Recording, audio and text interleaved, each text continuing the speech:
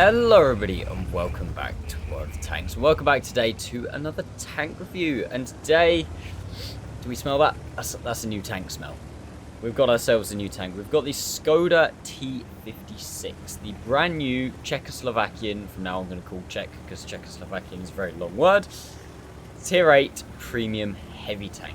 Now this thing is one of those tanks, it follows on from the Czech heavies gimmick, the whole thing about the Czech heavies, which is the fact that it has got a 2-shell autoloader.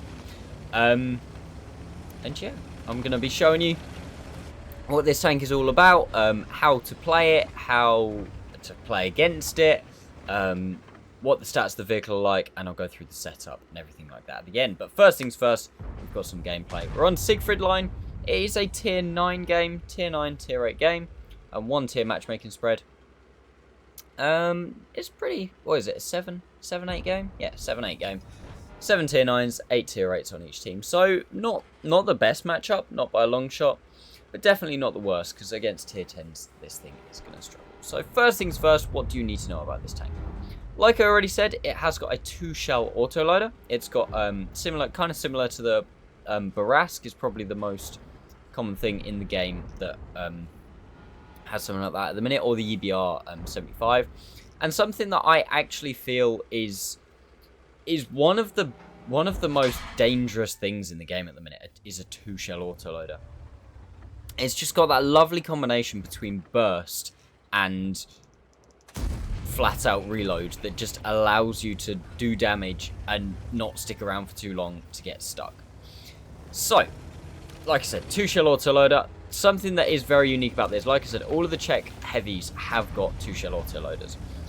Starting from tier 8, I believe. Yeah, I think tier 8. But this thing, being the tier 8 premium, is a little bit unique in the fact that it's got an absolutely monstrous 130mm gun that does 460 average damage, which obviously, when you combine that with the fact that you've got 2 of them, that's nearly 1,000 damage at tier 8. You think tier 8 heavies, including this one, around about 1,500 health. This thing's got 1,500 health. I'd say that's pretty much average for tier 8 heavies. It's just absolutely mental how much damage this does. We just roll for 505. That's like Scorpion levels of ouch. And you've got 2 shells. Now, I don't know what this T69 is on, but he broke my gun once and then has managed to break my gun again. So thank you for that. So now I'm just kind of waiting for my gun to come back in. And that's because to compensate for you having such high damage, this tank actually has got pretty poor gun stats. Base, you've got 3 seconds aim time and 0.42 dispersion. And you're just about to see that. Yes, I have got a broken gun. You're just about to see that there on the Centurion 5.1. Penetration as well is very much on the low side. On the standard rounds, you only have 208. On the premium rounds, you have 248. So the premium's pretty good. It's AP and AP. So the only real reason I take standard rounds in this tank is because it's tier 8 premium and I might want to make credits. Other than that, there is absolutely no point because it's AP and AP. Look at how much damage this thing does. I get very fortunate there that both of my shots that I fired with the broken gun connected with that Centurion. And then we finally get my repair kit back, and we actually managed to put the gun back in. But 0.42 dispersion it's nasty. Like, that's bad accuracy. But this tank, as it is, feels very, very good. If it had, like, even, say, scope of 0.36, 0.38, I feel like it would be way too good. Just way too good. Now you see what I do here quite a lot is even if I just fire the first shell, I do reload that clip. And like I said before, that's because the clip reload base is about 25 seconds. I mean, I believe mine is down to just below 20 seconds as well. Which when you compare that to something like T57, with obviously it has 3 shells, yes, at 360 alpha. So your clip damage in that is, quick maths. 1080. Obviously, this thing being 920. I literally can't think. Yeah, 920. Quick maths. Maths the insane. Error 404, brain not working. Like, the clip damage isn't that much difference. It's literally like, what, 1,020? 1,120 damage difference. And the T57's reload is 40 seconds on the clip, and this thing is 25. Which means this thing has actually got half decent DPM. Base, it's around about 2k DPM. And obviously, if you fully pimp it, you can actually get that quite a lot higher, which just makes this thing so brutal to face. Because it can slap you for 1,000 health. And then, oh, I've only got the best part of 20 seconds to actually try to attack it. And this is where this tank falls down again. Look at the shocking accuracy on the vehicle. Trying to snipe this guy, I can't remember what range that was. It's probably, what, 450? Maybe 500 meters? And the gun's not having any of it. Other things about this tank, oh wow, I've literally just seen, like, I've got Tank CG open, and I've literally just now seen the part where it says the clip damage, so I didn't actually have to do math, so I'm just stupid. Other things about this tank, like I said, gun, really good in terms of damage. The handling stats, not so great. The dispersions aren't too bad. It does kind of get made up for with the dispersions. And the time between shells, I should probably also point that out, is 3.5 seconds. So you can unload that 920 damage within 3.5 seconds, which is quite nice. Obviously, that's not, 2 seconds that's on the tier 10 Czech heavy, or on the T57, which is a 2-second delay between shells. But I feel if this thing had any more, it would be just completely broken. The tank goes forwards at 35 kilometers an hour. I honestly can't remember if in this game I had turbo on the tank or not. I've been kind of experimenting around with a couple of modules and that over a couple of games. So if you get to the equipment at the end, and I will show you, what equipment I'm currently running and what I feel is actually best. But 35 kilometers an hour forwards, 15 backwards, so pretty good for a heavy tank. It's not too bad. It's kind of in the ballpark. Not as quick as the Tech Tree tanks for the Czech heavies. Nice power to weight. Well, I say nice power to weight. 13.5 power to weight. So it's not tragic. It's not great, but it's not tragic. So I think I do use a turbo. Armour will come on to when we jump into Tanks GG in a bit, but the armour is not too bad. I haven't really found much use for it. Like, hull down is pretty decent. 8 degrees of gun depression is half decent, but it's very much And then 370 meters view range as well, which again is pretty much slap bang in the middle when it comes to tier 8 heavies. And again, it's just that accuracy rearing its ugly head. Like, you need to try and play this thing at close range if you can, because you're just gonna, if you try and play it at long ranges, you're just gonna not be able to do anything. Like, it absolutely sucks. Also, I don't know if I noticed, oh, there you go. So I don't know if I noticed I only actually had one shell loaded. I probably should press reload.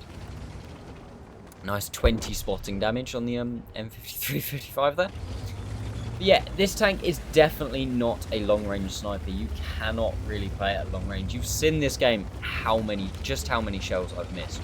It's more get up in their face, make sure that you have area somewhere that you can back off, that you're not stuck in an engagement. Because obviously, yes, you've got half decent DPM, but the enemy tanks, they can punish you for it, because you have still got a 20-second reload. If they've got somewhere to go, they can put 2 or maybe even 3 shots in and be able to fall back within your reload. So it's not a case of you're guaranteed to do more damage than them. You need to do your 920 damage and then back the hell off whilst you reload. Maybe only take 1 shot in return.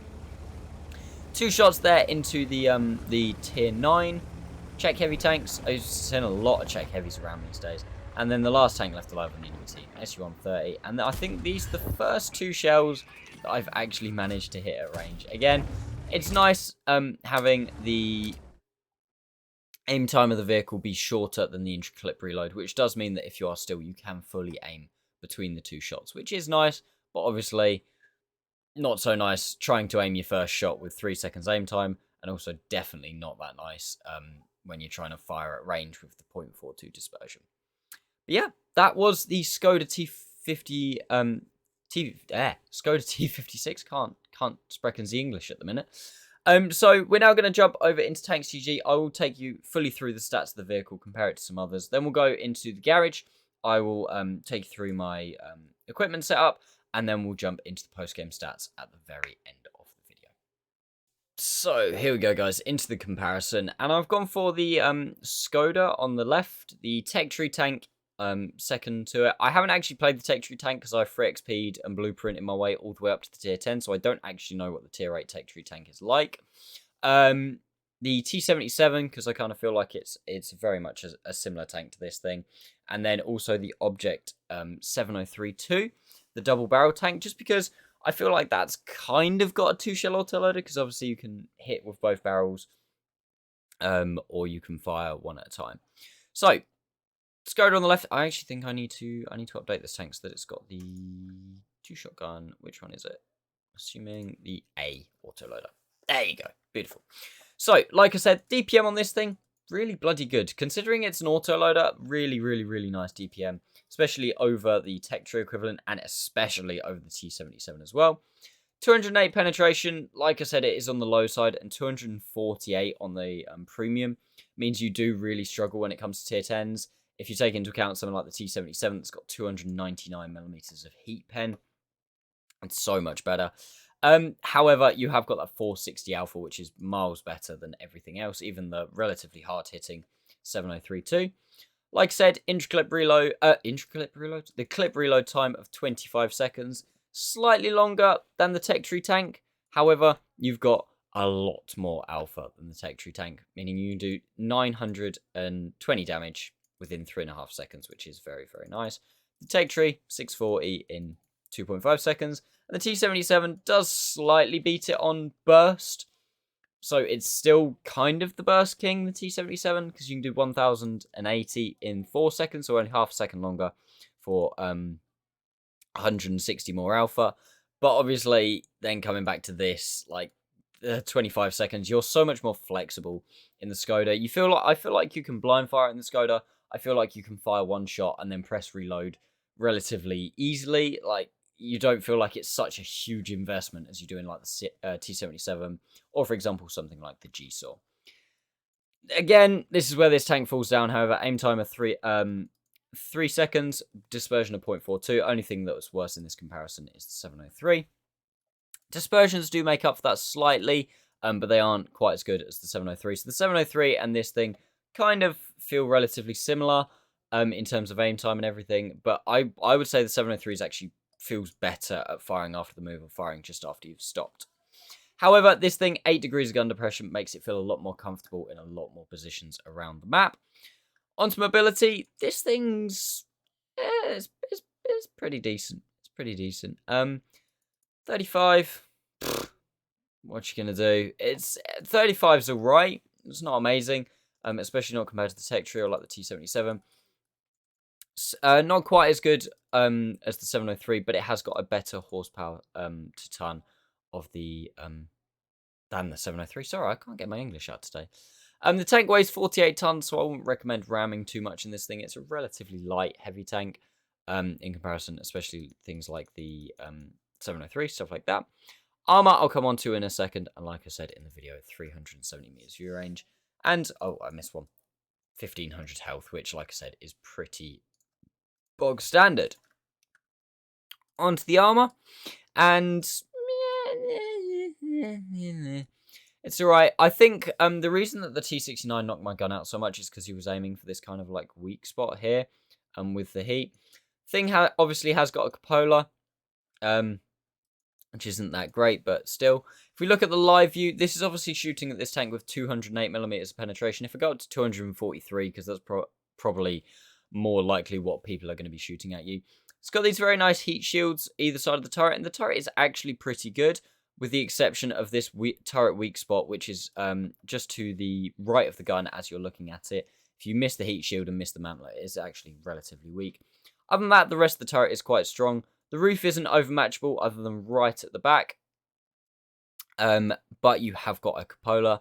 Again, though, if you wiggle a lot, it's still a relatively hard cupola to hit. And it's actually relatively thick. 170mm thick is quite high. If you're like a tier 6 or something shooting at this thing, it's not going to be like Really, really easy to pen. Upper plate, it's not too bad. 190 to 200 millimeters of effective, 100 millimeters base, and 170 on the lower plate. If you are using the 8 degrees of gun depression that this tank has, the upper plate, oh wow, I didn't realize that. The upper plate actually becomes an auto bounce. Did not realize about that. I don't know if these areas here, because you have kind of got like a boat-shaped hull, which means if you over-angle and they shoot the top here, they will bounce. However, if they shoot anywhere like in this area here, then you are in the shit, really. Like I said at the top of this video, I haven't really had that great of an experience with the Armour. I don't know if that's because everything's been firing premium. Everything already knows where to pen you. But it's not been amazing. Like, the upper and lower plate aren't amazing.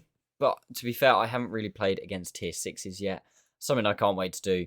Shoot them with 460 alpha twice. 920 clip potential against tier 6s is just completely broken. But anyway, let's jump into the garage and I will show you the my setup very quickly. Right, let me quickly run you guys through my equipment. And I wasn't actually running turbo on this thing. I do feel like I probably should be. I might potentially, once I get a slightly better trained crew, I might swap the vents out for turbo. On this tank, I've gone with, equipment-wise, I've gone with vert stabs, I've gone with rotation, and like I say, vents. I would argue possibly swap the vents out for turbo, or you could maybe drop one of either the rotation or the vert stabs for the turbo. I've gone with basically full setup just for this bit, the gun. Try and get the aim time down as much as possible. Try and get the dispersion down as much as possible, and just make those dispersions so much better. Because obviously, this means that I've got 30% dispersion when moving the turret and traversing the vehicle and moving the vehicle. But yeah, it's kind of an option. It's kind of up to you. Bits I would recommend. You possibly could even use an enhanced gun laying drive if you wanted to.